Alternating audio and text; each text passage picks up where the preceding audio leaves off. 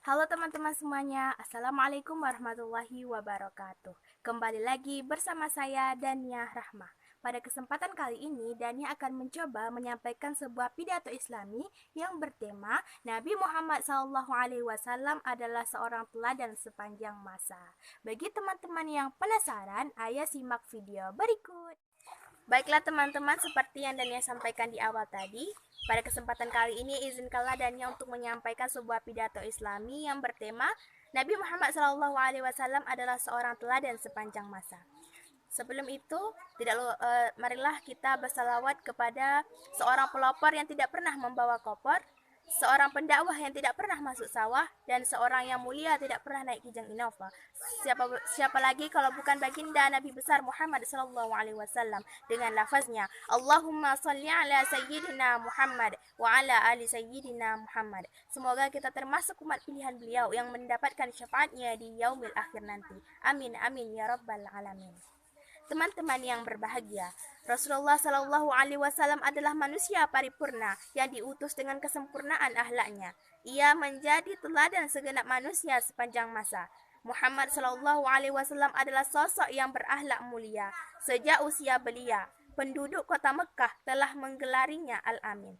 Oh iya teman-teman, tahu nggak apa itu arti dari Al-Amin? Ya, benar sekali. Al-Amin artinya adalah orang yang dapat dipercaya.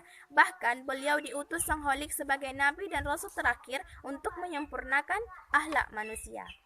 Rasulullah Shallallahu Alaihi Wasallam bukan hanya seorang nabi dan rasul yang telah membangkitkan salah satu peradaban yang besar. Beliau juga seorang hakim teradil, negarawan terkemuka, pemimpin terbesar, saudagar terjujur, pemimpin militer yang agung, pribadi berakhlak mulia, serta seorang ayah teladan.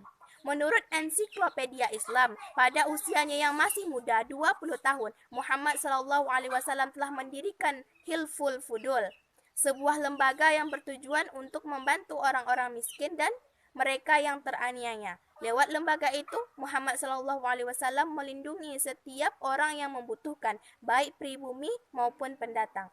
Tak heran jika Mikhail Hahart menetapkan Muhammad SAW sebagai tokoh paling berpengaruh sepanjang sejarah manusia. Dia memimpin bangsa yang awalnya terbelakang dan terpecah belah menjadi bangsa yang maju yang bahkan sanggup mengalahkan pasukan Romawi di medan pertempuran.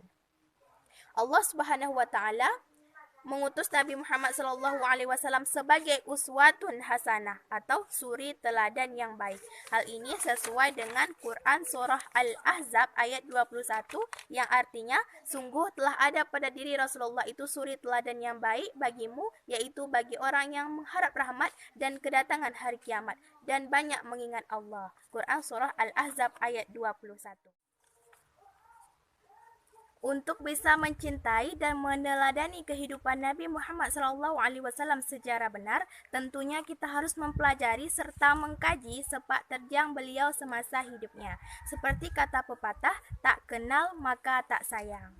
Salah satu misi kenabian Nabi Muhammad SAW adalah untuk memperbaiki akhlak umatnya.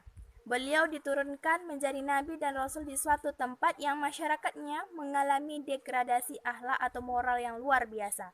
Masyarakat itu adalah kaum Quraisy di Makkah.